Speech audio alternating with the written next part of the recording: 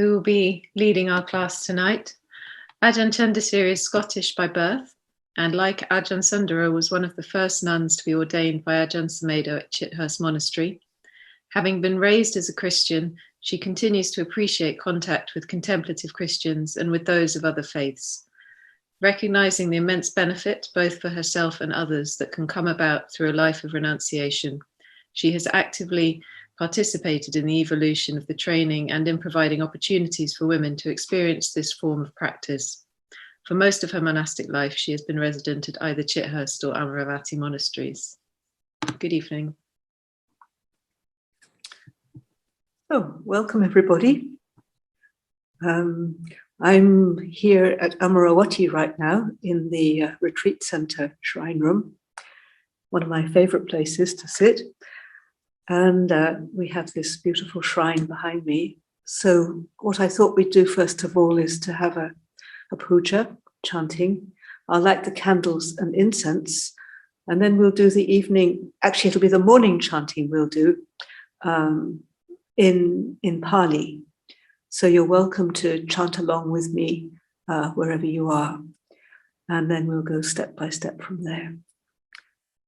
So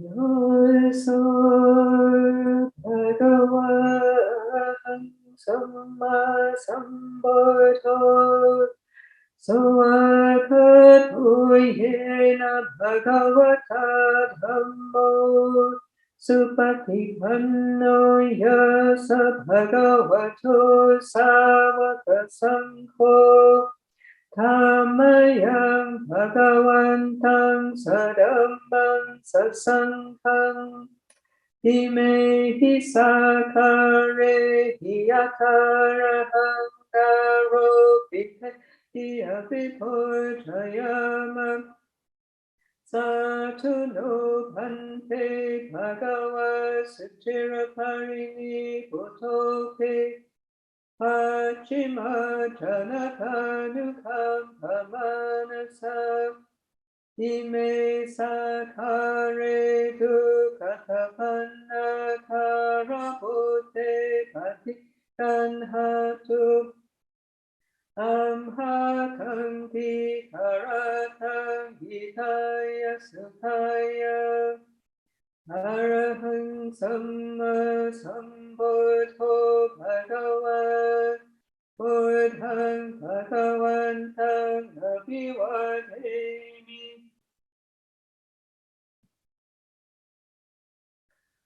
Swakato Bhagavata Dhammo Dhammang Namasami Supatipanno Bhagavato Savaka Sangho Sanghang Namami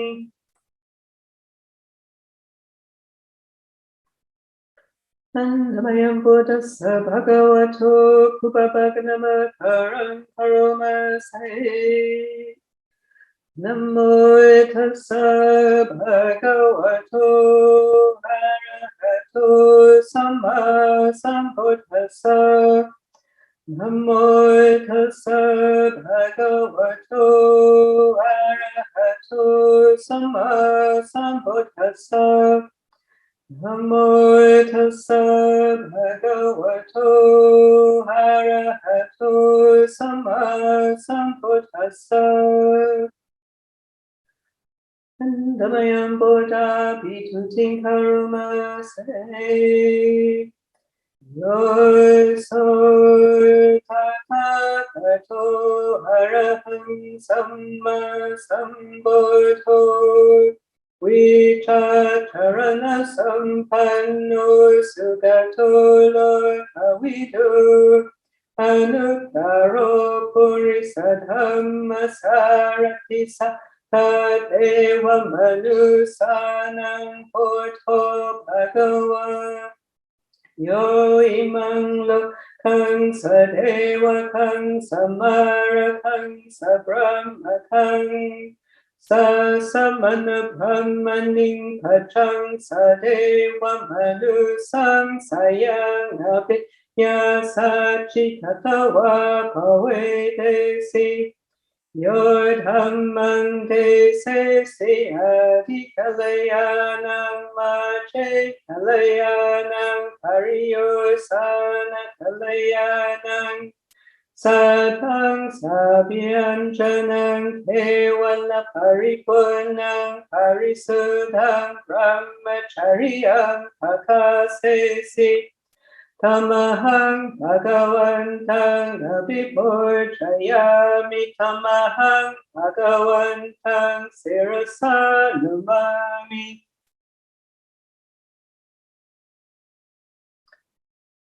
Damayang Dhamma Bhitutin Karma Sahe Yoso Sawakato Bhagavata Dhammo Sandhiko akaliko ekipasiko Opanayiko pachatang veditapo vinyuhi Tamahang dhammang abhipurchayami Tamahang dhammang sirasa namami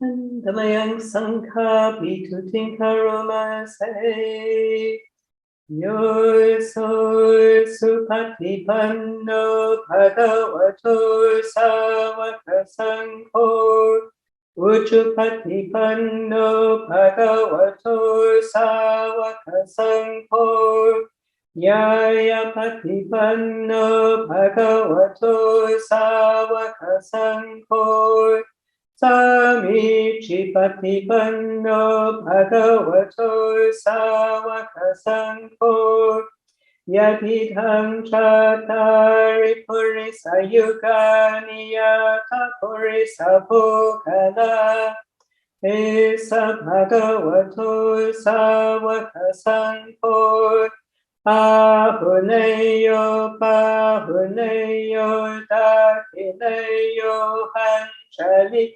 Karaniyo Anuttarang Punya Ketang Lokasa Tamahang Sanghang Abhipurchayami Tamahang Sanghang Sirasa Namami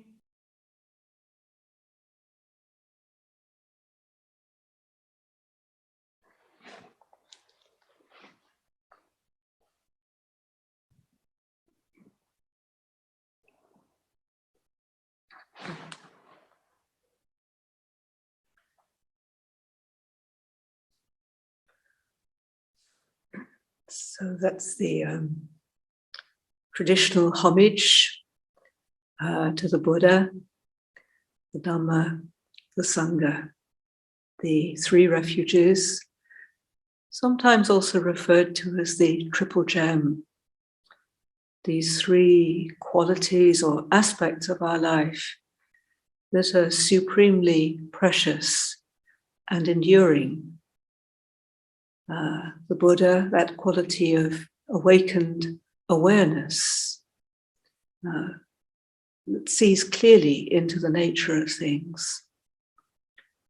The Dharma, the truth, and the teachings of the Buddha that pointed to that truth. The truth that each one of us can realize for ourselves. When we're fully present, we're in contact, we're aligned with, we're attuned to Dhamma. This is a place of safety, a refuge. The mind can so easily spin off into fantasies and fears and all kinds of longings for the future. And it can get stuck in all kinds of difficulties and memories and maybe happy times in the past. But the present moment is where freedom lies. So our practice is to attune to the Dhamma. And then the third refuge in Sangha, the Blessed One's disciples who have practiced well. All those countless beings who have been inspired, who've heard the teachings of the Buddha, been inspired by them, being interested, drawn, attracted to them, applied them in their own lives, and found benefit, found liberation. And they in turn have taught others over thousands of years, right up to the present day. Sangha means community, so all of us, we're kind of Sangha, we're connected. We have a similar interest in liberating our hearts, understanding the nature of our existence. So we support each other. We also can refer to Sangha as like an inner quality, like our aspiration, our confidence or our faith that liberation is possible, our aspiration to live in accordance with truth, to put the teachings into practice. So this brings me to the next thing that we'll be doing, which is Imogen will make the formal request for the 3 refuges and the 5 precepts. These refuges that we determine for our own lives, our own practice, and the 5 precepts to refrain from deliberately taking the life of any living creature, refraining from stealing, from sexual misconduct, from lying, and from drugs or alcohol that cloud the consciousness, that distort our perception of things. So Imogen, if you'd like to make the request, and then I can offer the 3 refuges and the 5 precepts. Maya Tisaranena Saha Pancha Silani Yachama Dutiyam Bhimaya Tisaranena Saha Pancha Silani Yachama Tatyam Bhimaya Tisaranena Saha Pancha Silani Yachama. So I invite you to repeat after me, and if you prefer just to sit quietly and watch and listen, that's of course perfectly fine. But I encourage you to really contemplate this as establishing a very clear foundation for your practice. So I'll repeat Namo Tassa 3 times, and then you repeat it 3 times, and then we go line by line. Namo tassa bhagavato arahato samma sambuddhassa. Namo tassa bhagavato arahato samma sambuddhassa. Namo tassa bhagavato arahato samma sambuddhassa. Namo tassa bhagavato arahato samma sambuddhassa. Namo tassa bhagavato arahato sama sambuddhassa. Namo tassa bhagavato arahato sama sambuddhassa. Buddhang saranang gacchami. Buddhang saranam gacchami. Dhammang saranang gacchami. Dhammam saranam gacchami. Sanghang saranang gacchami. Sangham saranam gacchami. Dutiyampi buddhang saranang gacchami. Dutiyampi buddham saranam gacchami. Dutiyampi dhammang saranang gacchami. Dutiyampi dhammam saranam gacchami. Dutiyampi sanghang saranang gacchami. Dutiyampi sangham saranam gacchami. Tatiyampi buddhang saranang gacchami. Tatiyampi buddham saranam gacchami. Tatiyampi dhammang saranang gacchami.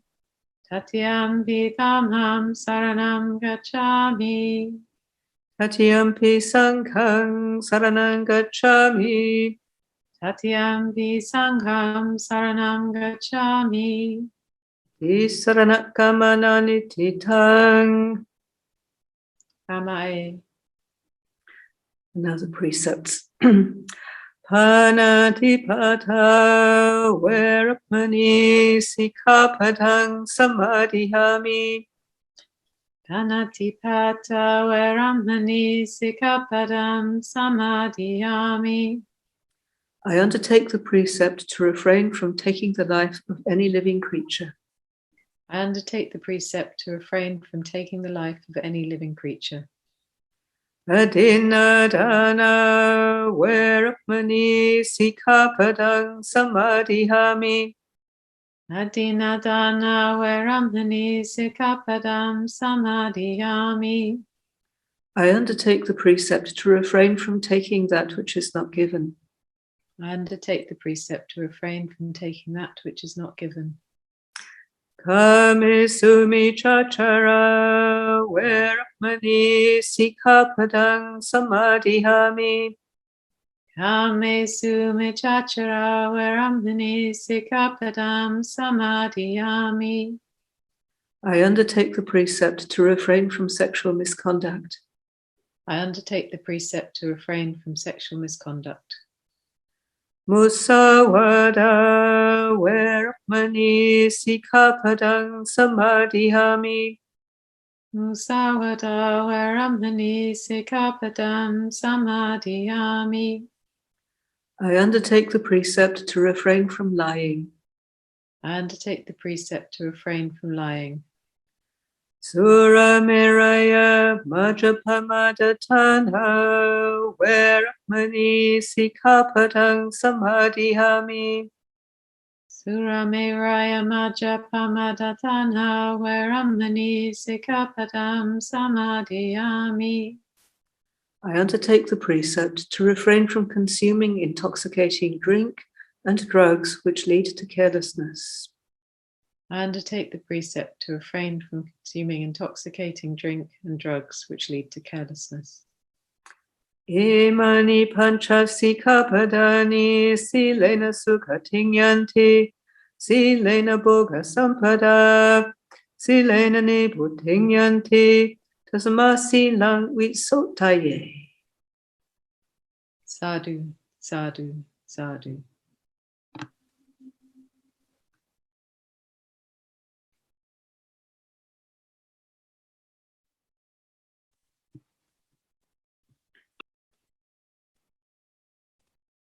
So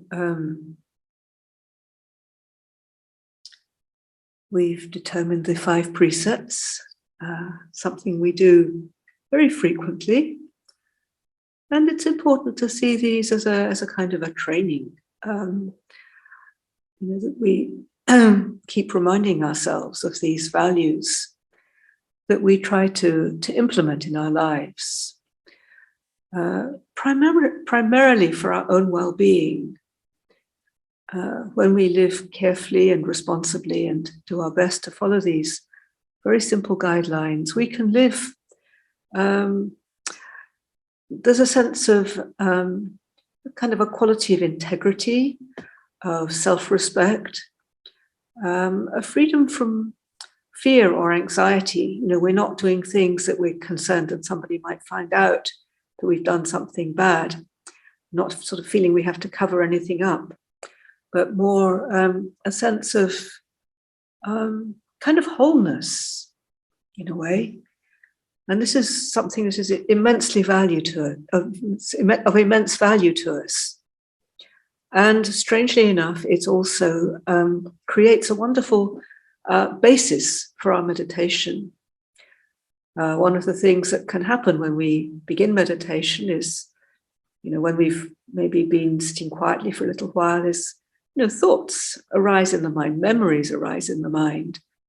And basically we have to remember things that we've done. And if we've done things that aren't very skillful, that maybe hurt somebody else, or that weren't really very dignified or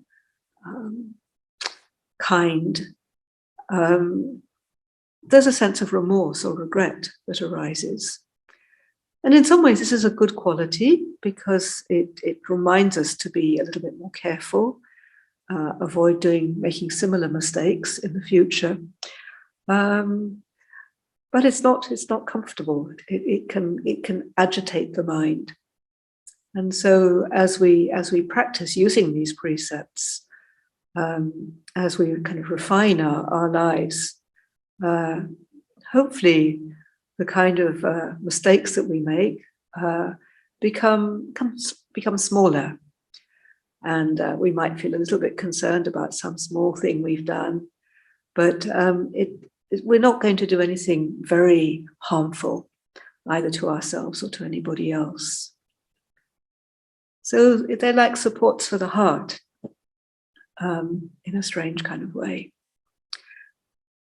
And now we'll have a time of meditation, which is another very important support for the heart. The practice of being present moment awareness. Partly just because it's nice, it's helpful to let the mind settle. And partly because it supports understanding. So let's find a suitable meditation posture. Sitting on the floor if you can. I'm just going to put myself in a cross-legged position, or sitting on a chair, however's comfortable for you. And I know that there may be some of you who are not well and maybe having to lie down, and that's okay too. But you need to try to stay awake if you're lying down. If you need to lie down, try to keep the mind alert. Because this is a time for paying attention, for learning about the mind and the body. So I suggest that you sit up nice and straight, and hold your head up and just have your eyes open for a moment. Just see how it feels when you're looking straight ahead. And that's about the right position for the head. So nicely upright. Another thing you can do is you can put your hand on the top of your head and just imagine just pushing up, almost as though you're holding up the ceiling. And that gives a nice sense of energy in the system. So we're pushing up through the head, and also very, very well established on our mat or the chair, the cushion, whatever. There's a sense of contact with the earth. If you like, you can close the eyes. I usually like to close my eyes, but it's not obligatory. You can meditate with your eyes open. But closing the eyes can be helpful for avoiding too many external distractions. Although if you're feeling very sleepy, then I suggest you keep your eyes open. Otherwise you may doze off. And we want to be awake. We want to be alert, attentive. So having found our posture, we take a little time just to take the awareness around the body, easing away, easing out the areas where we may have accumulated some tension. We're just attending to the head, particularly the face, just allowing the forehead to relax and around the eyes.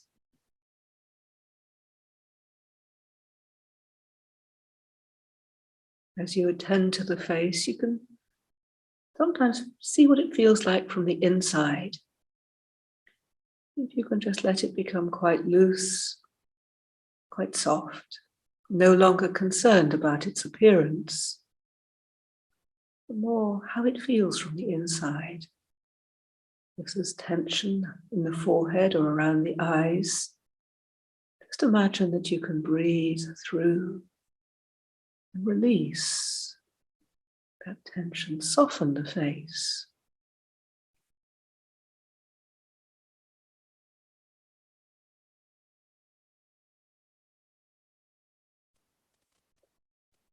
Release tension from around the shoulders. Let the shoulders drop.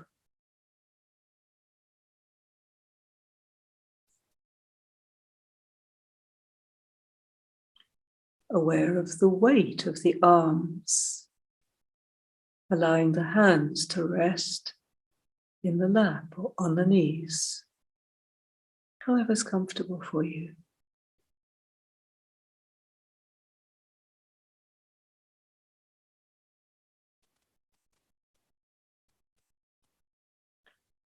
Releasing any sense of constriction around the heart, the upper part of the trunk of the body, the chest area. Breathing through, softening, opening in the heart center.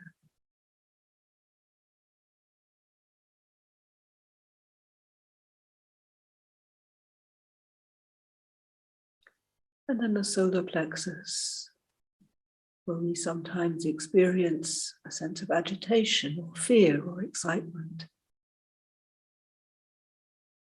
Allow a softening, a settling there.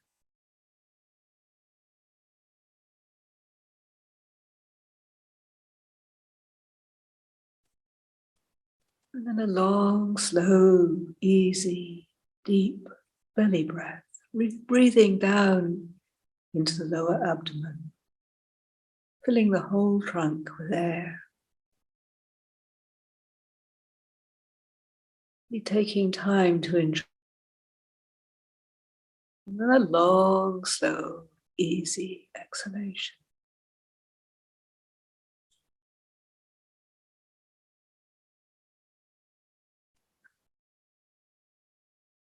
Doing this 2 or 3 times.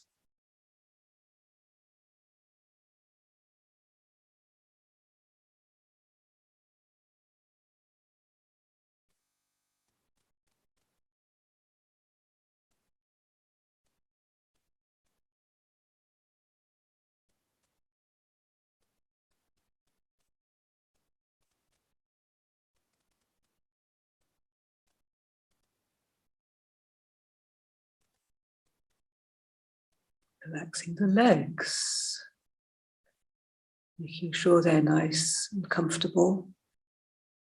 And if you find tension, pain around the knee joints, particularly if you're sitting cross-legged, then just take a moment to release. Let go of the tension, the automatic tensing up when there's pain. See if you can release that. And often this is enough to let the pain settle.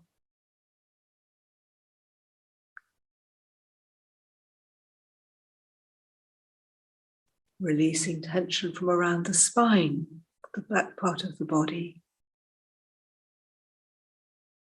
The body is nicely upright, There's a gentle curving in the neck and around the waist. Yet we're nicely upright, poised, balanced, releasing tension from around the bones, releasing tension from the muscles, supporting the whole structure. So we're nicely upright, poised, balanced.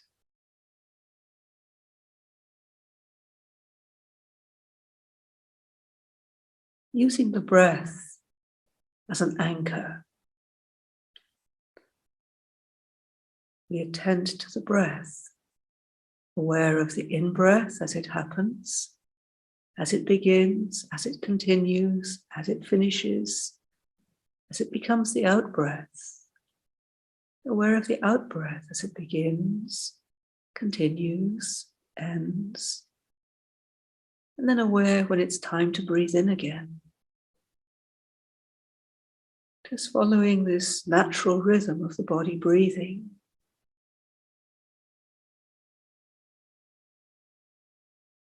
Deliberately turning aside from all the thoughts, all the memories, events of the day that may be coming into the mind, conversations, traveling, things we've seen, things we've heard, those fragments coming into the mind.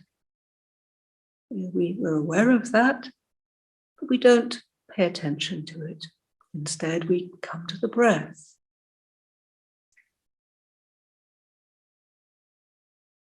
Enjoying the sensation of the body breathing. Supporting this present moment of awareness, rather than being drawn into engaging with memories of the past, with plans, concerns for the future.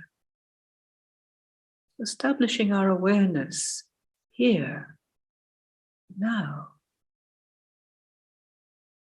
with each breath as it happens.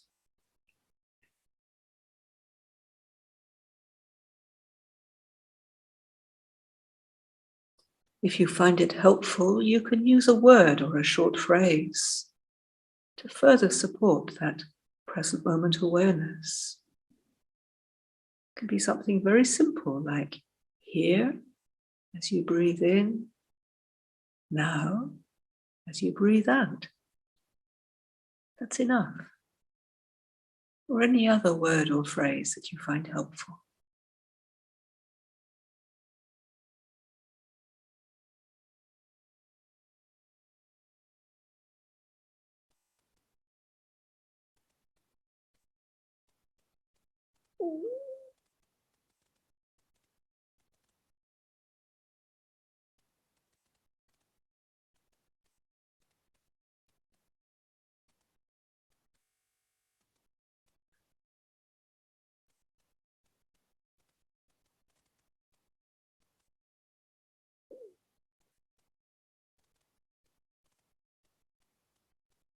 There's a way of making the mind very, very simple. Setting aside all our concerns, the things we feel we need to sort out, conversations to be had. We just leave them to one side for now. Keep the mind simple, keep the mind present, tuning to Dhamma, to peace. Just one breath,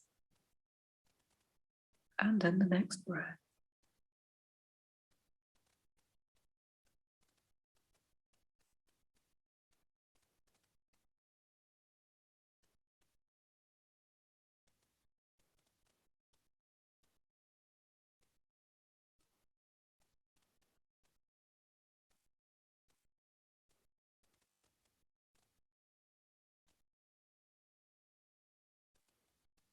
And enjoy the process of the body breathing.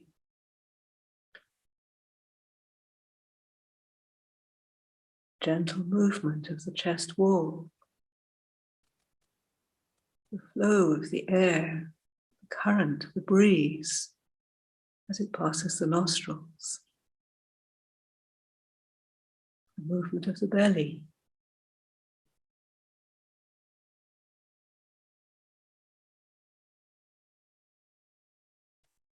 Any of these sensations that we can focus on here, now.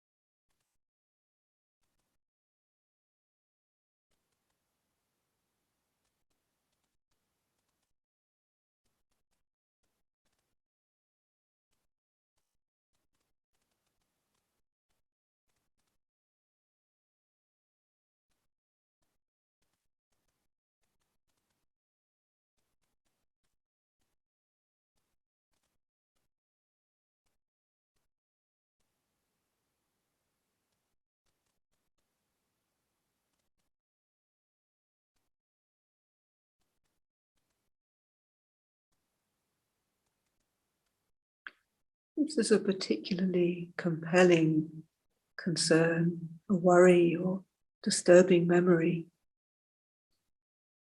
arising in the mind, just notice that with the understanding that you can return to it later.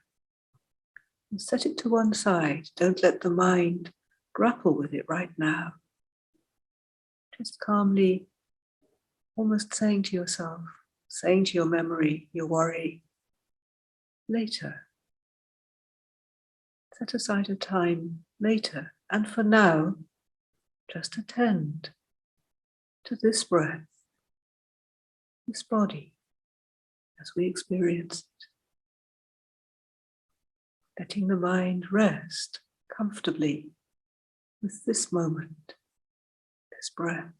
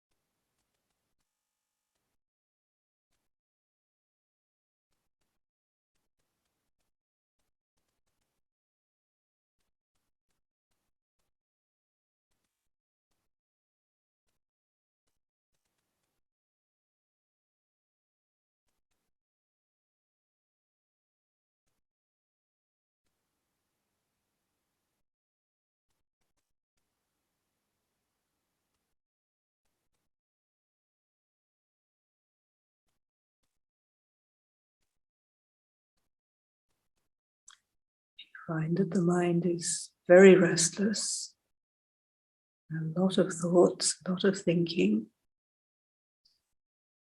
it can be helpful to try taking 2 or 3 really deep belly breaths, breathing in fully and completely, holding the breath for a moment.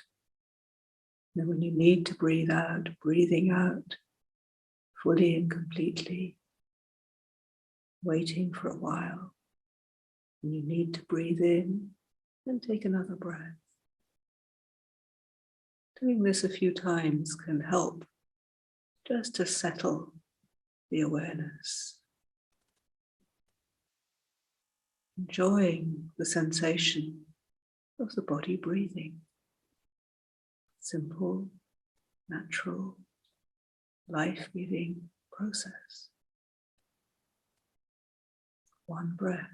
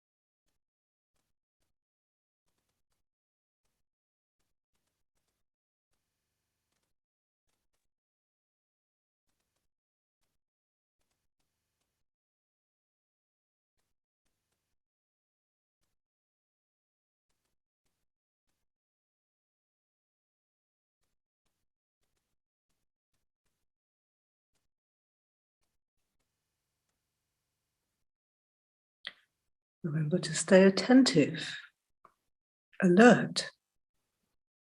Sometimes when we become very, very peaceful, the mind can become a bit drifty, a bit dreamy. If you notice that happening, then bring a stronger focus to the breath as you experience it, to the body. Make sure the body is nicely upright. Open your eyes for a moment or two,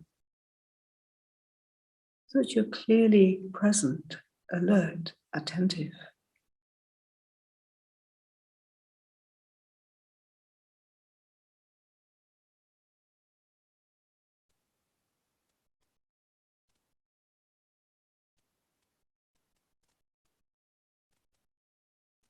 There can be a brightness of mind, and at the same time, a sense of ease.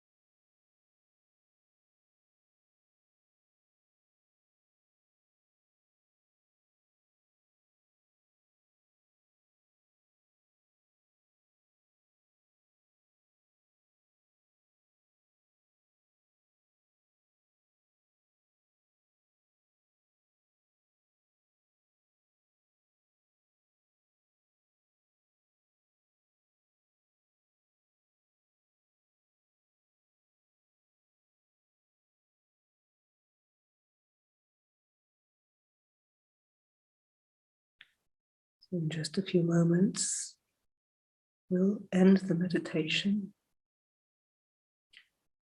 Just taking the last few moments to really reflect on where you are, how it's been, with a sense of gladness, a sense of kindliness. Even if the mind has been restless or you felt sleepy, and celebrating the fact that this effort has been made to attend to this moment, to attend, to attune to Dhamma, taking the position of the quiet watcher, the Buddha, that which knows, that which sees clearly things as they are.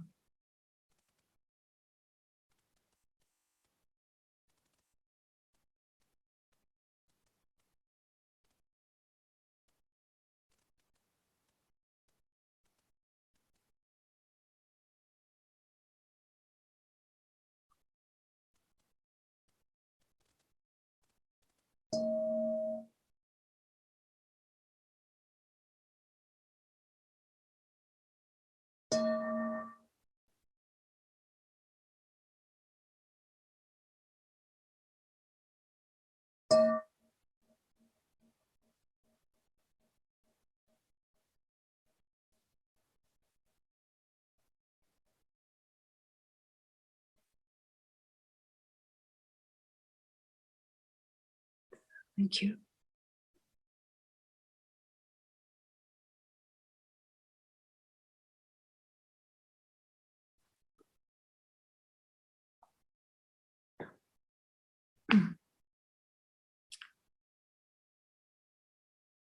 So I'll offer a few reflections on the practice of Dharma, and then we'll have some time for questions.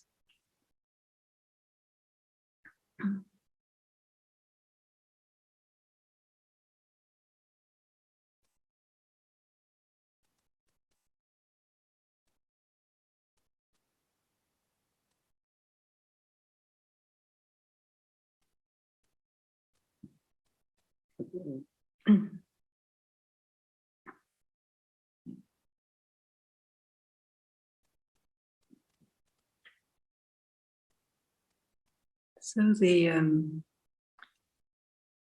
Buddhist practice that we're engaged in is rather different from most practices, most kinds of study, most skills that we develop.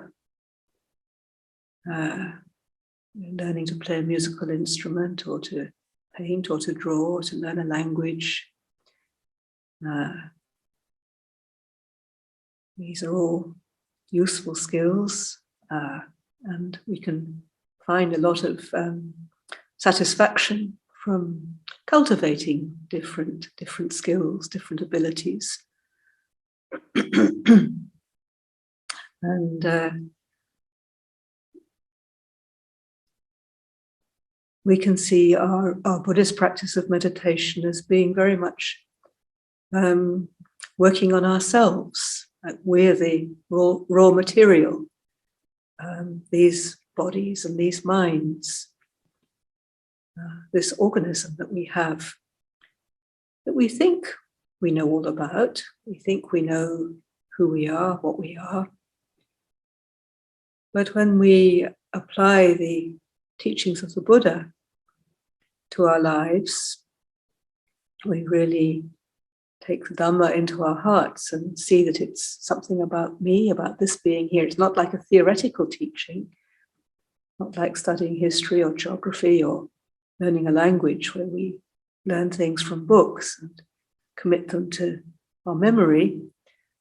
This is very much learning how to observe and how to relate to life, how to understand our lives in a very different way from the way that we've been conditioned.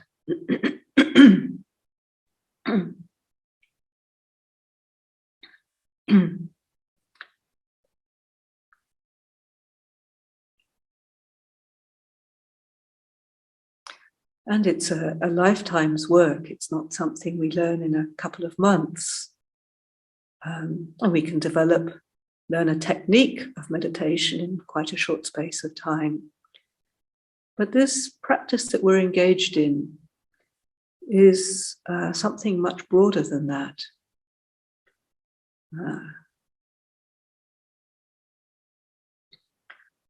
Something that applies to every single moment of our lives, every single thing that we do can be a moment of practice.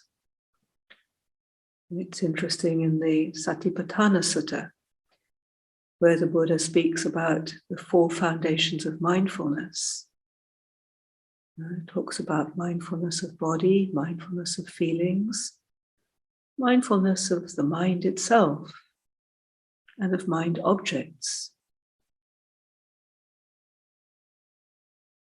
And in the first section, talking about mindfulness of the body, referring to very ordinary activities that we can be mindful of, that we can use as focuses for our awareness, that we can learn from.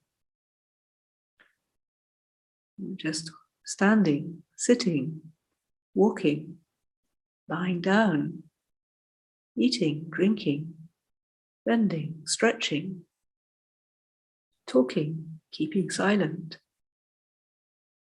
All these things. And then, of course, in our different lives, different lifestyles, there may be other things.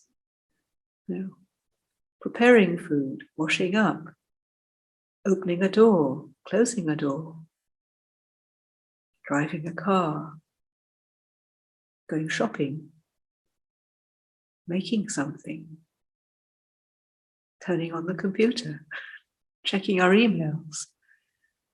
The list is endless, infinite different things that we engage in each day. Endless opportunities for mindfulness. If we think of meditation as being work, a chore, something that we should do, then all of this will seem like very, very hard work. oh my goodness, I've got to be mindful the whole time. Even when I'm cleaning my teeth, I've got to be mindful. We can approach our practice in this way if we want to. And, it's quite understandable why often people do. Why all of us at different times can get caught in seeing our practice as being something that's like a chore that we do because people say it's good for us. We should meditate. We should be mindful. It's good for me. It's good for the planet to be mindful. Good for our society. I should be mindful. And then if we have days that maybe we don't find time to sit quietly, then we feel guilty. We think, oh, tomorrow I'll do it. Or maybe I just do 5 minutes instead of 10 minutes, or 10 minutes instead of 20 minutes. Yeah. And every time we do that, we feel discouraged. Yeah.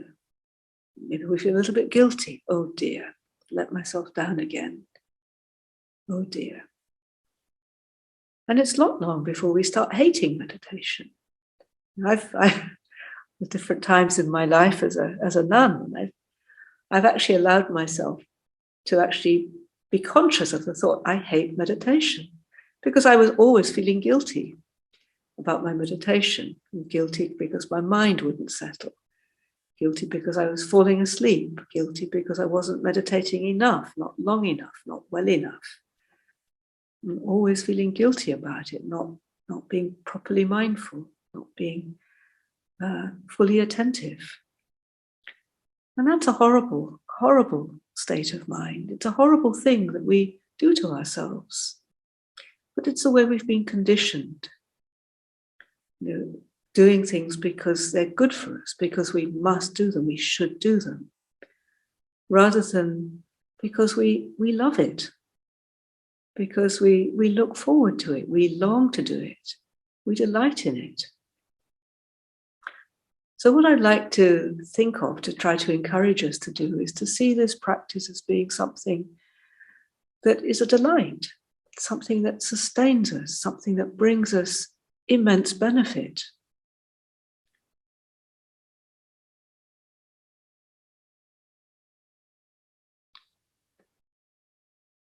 Just noticing the difference. Say if we're doing some mundane task, say washing up, just noticing the difference when we do it with care and attentiveness, when we actually focus on the task itself, on the physical sensation of washing a dish, picking up a dish, putting it in the water, washing it, drying it. Rather than seeing it as a chore that we have to get done as quickly as possible. That's no fun. That's miserable. But learning how to take time, how to enjoy the different things that we need to do in our lives.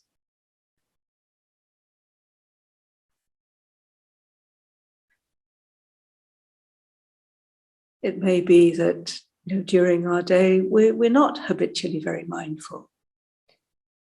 Maybe a lot of the time we're distracted, thinking about the next thing that we've got to do, feeling worried about a conversation that we have to have, a task that we have to perform, some challenge that's there waiting for us.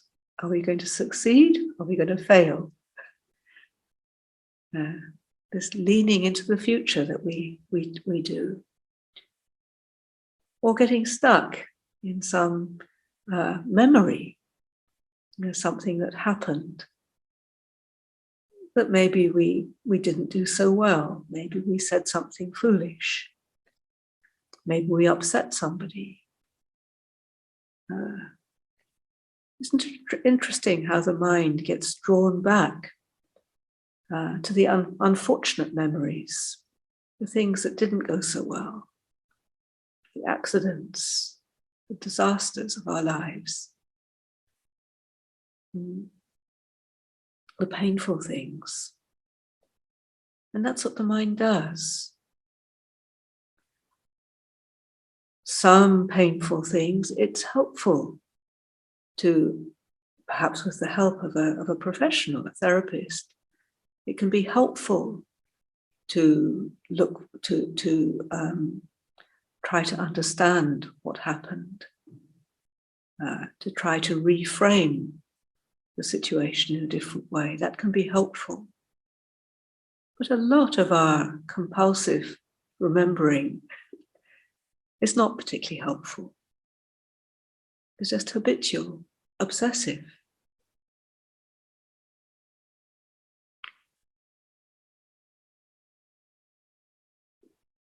Can we re-establish our awareness in the present? Can we come back to this moment, this breath, this body? What's happening here, now?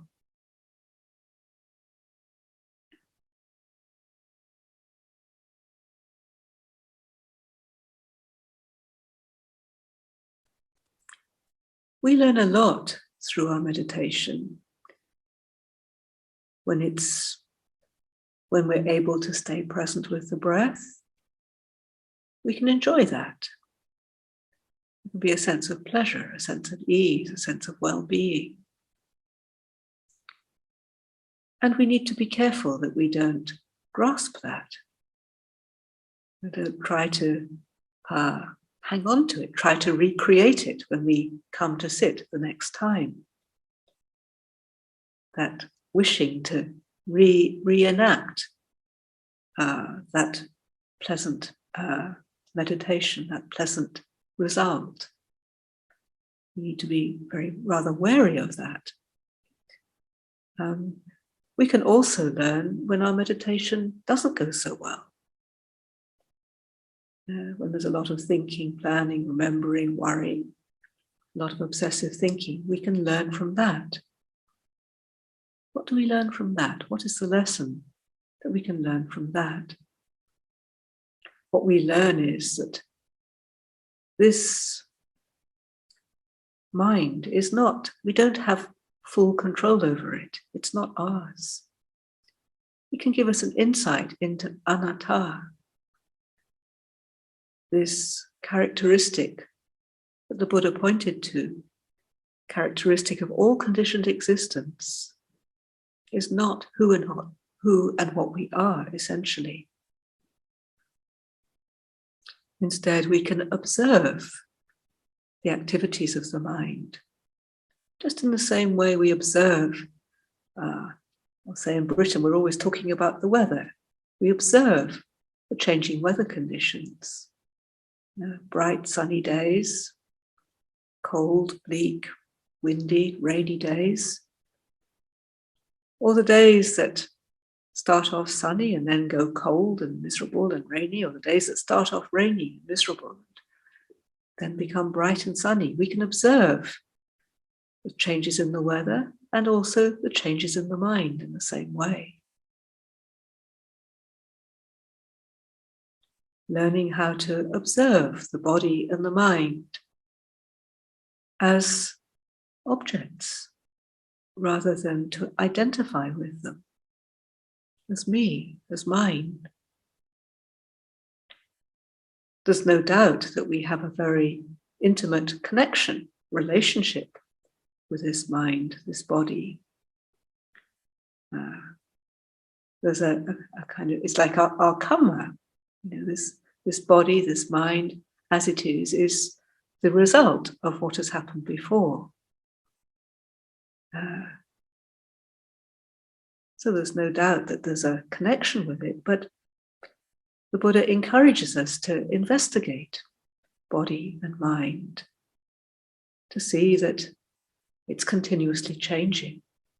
There's a flow, changing conditions, changing bodily sensations, moment by moment, week by week, year by year, decade by decade. The body changes, gets older and older, and then it dies. This is the nature of life. It begins, it ends.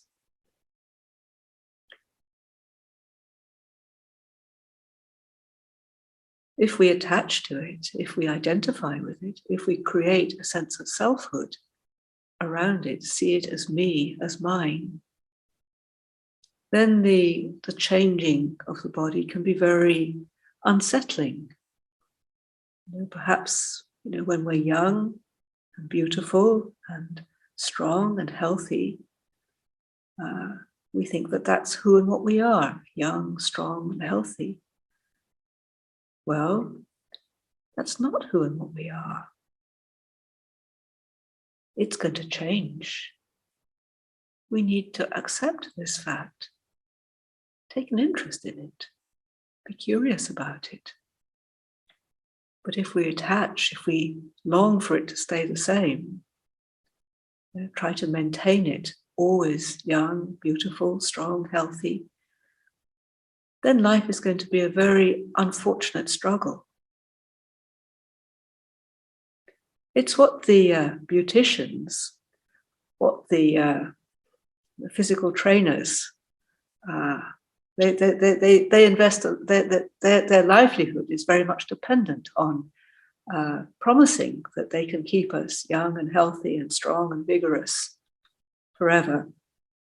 And people spend a lot of money on these activities, on these products to help us to maintain the illusion of youth and of vigor and strength. I'm not saying that there's anything wrong with trying to maintain a state of bodily well-being, a state of mental alertness, brightness of mind, making the best use of this physical vehicle that we have. And that's using it for the benefit of ourselves and others. This is praiseworthy, this is wholesome. But the obsessive clinging to it, investing in it, just for the sake of maintaining an illusion of a selfhood that remains young and strong and beautiful forever, that's foolishness, that's delusion. The Buddha encourages us to contemplate, to reflect on this, so that we don't cling to it as an identity, and instead see it as a set of changing conditions. We have this incredible opportunity of life in this human realm, an opportunity to do an enormous number of very, very good things. There's a lovely verse in the Dhammapada, just as a beautiful garland can be made from a heap of flowers, so much that is good, much that is wholesome, can be done in this human existence. We can bring a tremendous amount of joy into our own lives, and we can support a sense of joyfulness, a sense of peace in the lives of those around us. We can support people through the inevitable ups and downs of life. And life as a human being is not easy. And yet the teachings of the Buddha offer us opportunities to make the very best of it, to find ways of enduring, cultivating patience, transforming suffering, so that rather than it being a really horrible, dreadful ordeal, we can, when we stay present with it, we can find ways to respond skillfully to the difficult things that life brings. The sense of fear, the sense of rage, the sense of loss, the sense of confusion. With mindfulness, we can transform these. We learn how to stay present, even when things are very difficult. We learn how to practice restraint so that even though we may feel really angry and confused and upset, we don't act or speak in ways that are going to cause harm to ourselves and others. Using the precept as a guide, as a support, for restraint. Living wisely, living skillfully, living with dignity, living with joy. This is what these teachings offer us. Opportunity to follow the example of the Buddha and the wise ones, to support well-being in ourselves, to support well-being in others, to support well-being in our society, well-being for the planet and all beings everywhere. So these are just a few thoughts that I offer for your reflection, consideration this evening. And if any of you have any questions, I'd be very happy to have a go at answering them. You can either send them as a chat message to Imogen and she'll read them out, or if you want to raise a virtual hand or raise a real hand, Imogen can invite you to unmute and ask your question.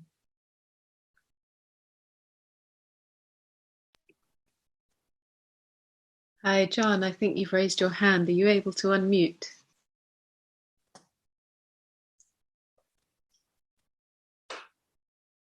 John, have you raised your hand?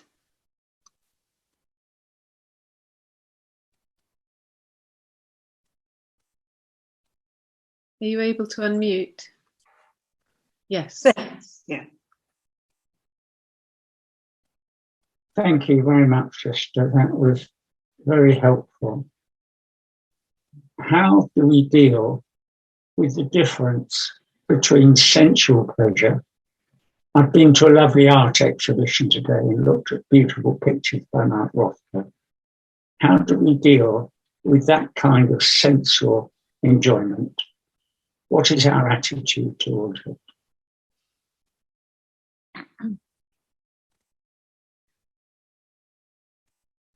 It's interesting that the Buddha didn't say that all sense pleasures are wrong, that we shouldn't enjoy beautiful things, that we shouldn't enjoy delicious food, wonderful sounds, fragrances, and so on. So it wasn't like a denial of pleasure, of the beautiful things of life. But the question is, can we enjoy them without attaching? Can we enjoy them in ways that aren't going to cause harm to ourselves or to others? And there are certain kinds of pleasures that people indulge in that are definitely harmful to themselves, and perhaps also pleasures that exploit others or cause harm to others. And these are certainly things to be avoided. But we need to eat to sustain the body. There is beauty in life, beauty in nature, and beautiful objects that people create, paintings and sculpture and so on. It's all right to enjoy them. One time I asked Ajahn Chah, he came to Scotland once, to Edinburgh, and at that time I had just fairly newly met Ajahn Sumedho and come to the teachings, and I was extremely inspired. And every opportunity I had, I would go to be around the Sangha and to hear teachings. And I said to Ajahn Chah, I said, is it possible to be too greedy for Dhamma? And it was very helpful his response. What he said was, well, is it causing you suffering? And frankly, at that time, it was not causing me suffering. I was in a situation where I could have access to teachings. I could go to hear teachings, and I could, it wasn't causing suffering. So I think that's a question you can ask yourself. So if you're always longing to go to an art exhibition and maybe not able to for some reason and struggling with that, maybe you have some other commitment, then that's something to look into. If there's suffering, then we go to the suffering. We want to understand that. But if you're able to go and to enjoy it, and then when it's time to leave the exhibition, okay, well, that was very nice. Now it's time to move on to something else. So does that answer the question? Well, it does, but the problem is that I have a lot of sensual pleasures which don't harm other people. I like reading, I study quantum, I like music and books, but I have sukha, but I don't have piti, using the Pali word piti. Yes. Now, piti is the underlying joy of life. Yes, yes. But that doesn't come from having sensual pleasure. I meditate and I do volunteering work in hospitals. So I'm doing all the right things, but Yes. I haven't got a clear understanding of piti. Okay. Can you explain piti, what it is? Well, piti's a kind of joy, a kind of rapture. And what comes to mind as you speak, John, is just a question. And doing good things, doing beautiful things, experiencing beauty.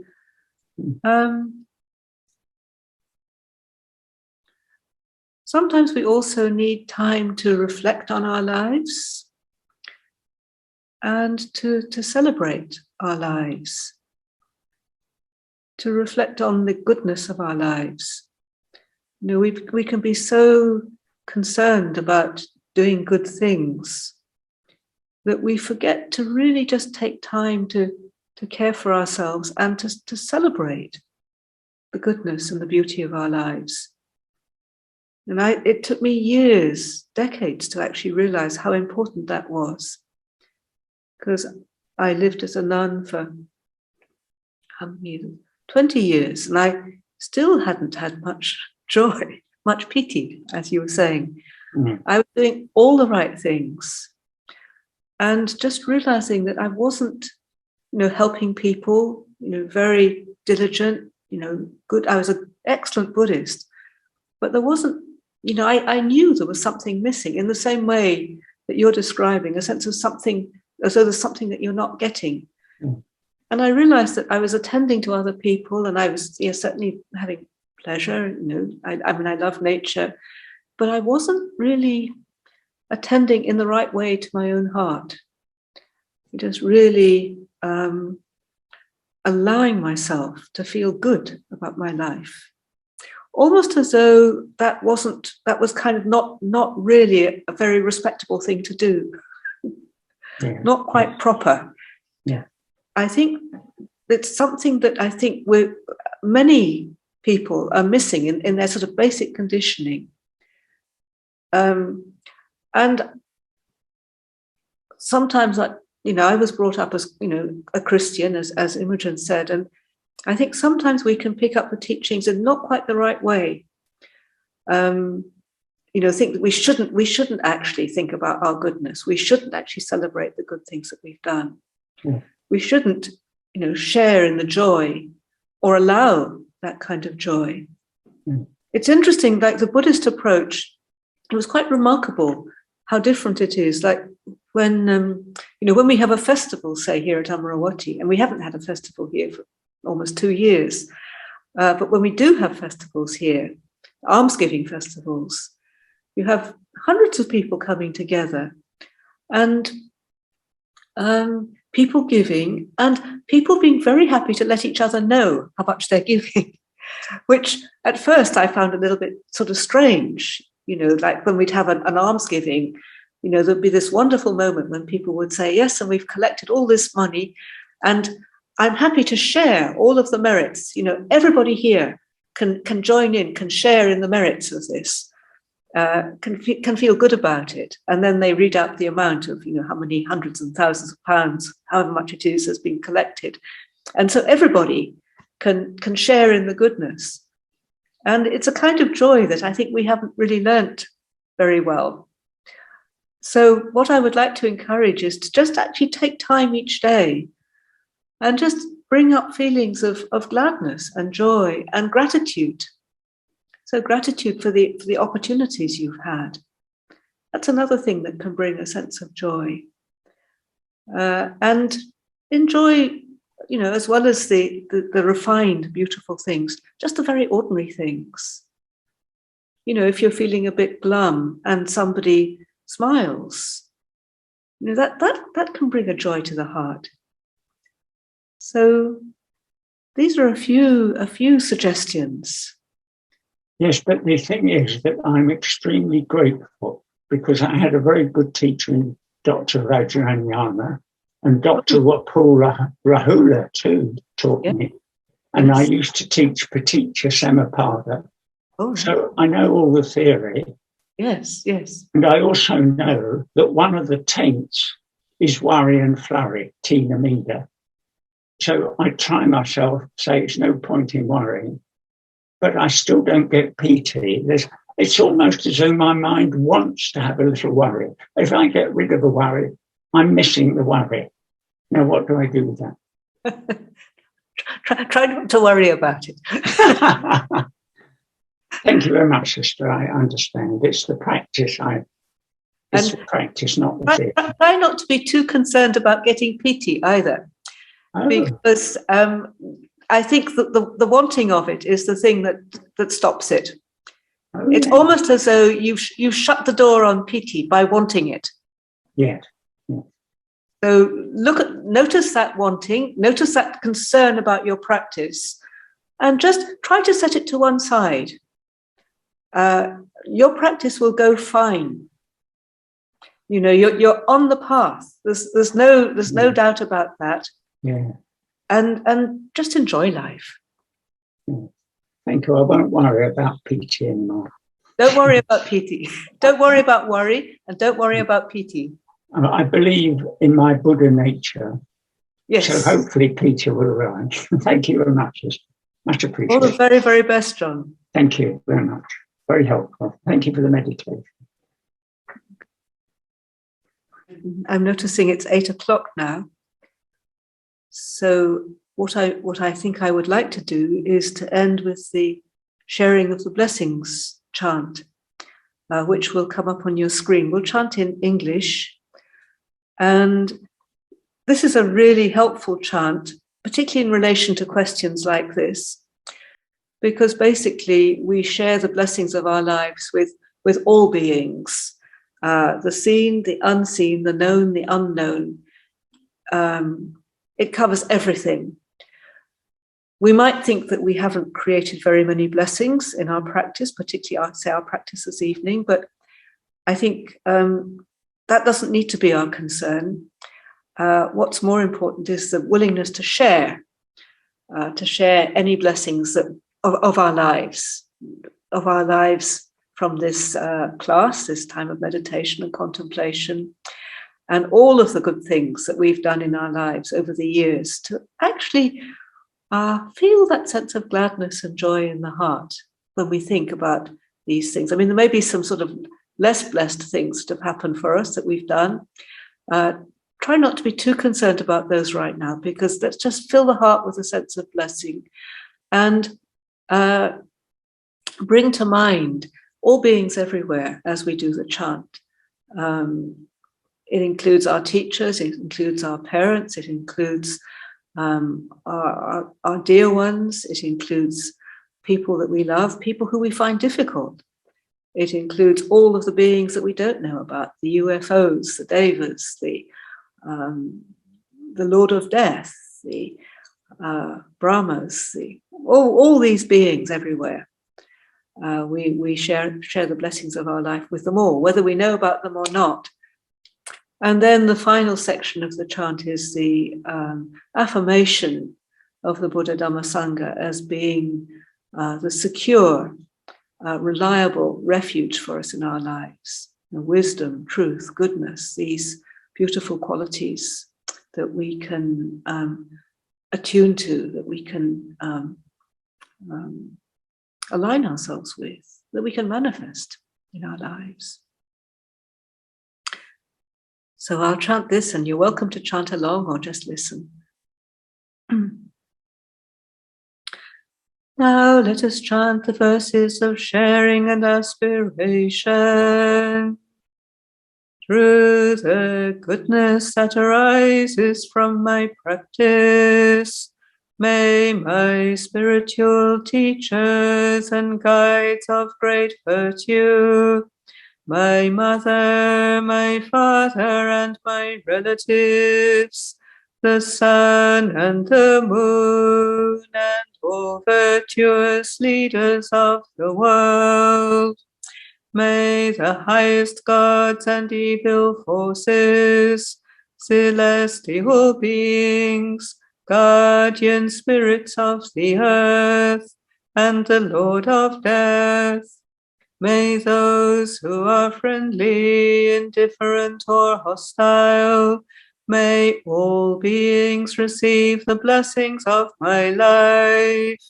May they soon attain the threefold bliss and realize the deathless.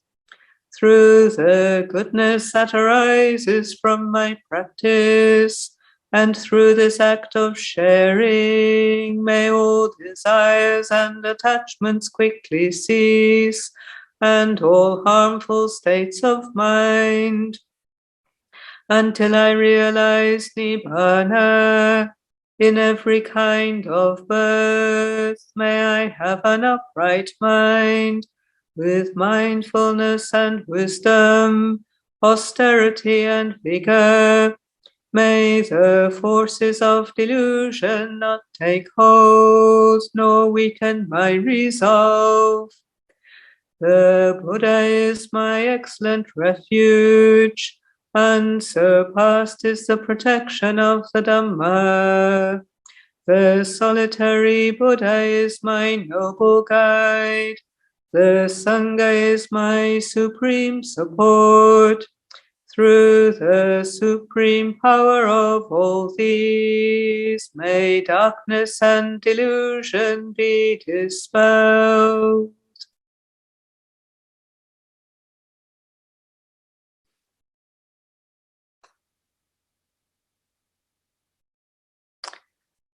So we can end with the closing homage now. We'll chant in Pali. I'll turn to the shrine so I can do my bows.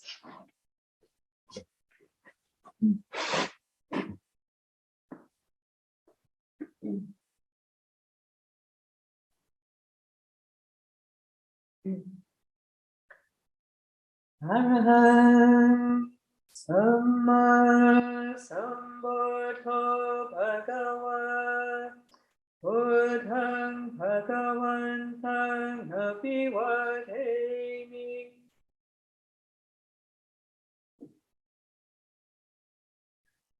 Swakato Bhagavata Dhammo Dhammam Namasami.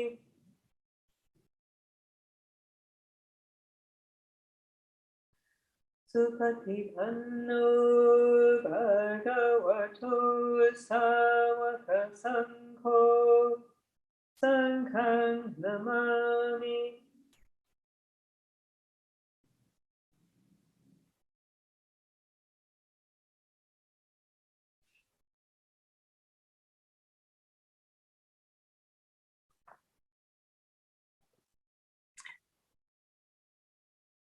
So thank you very much.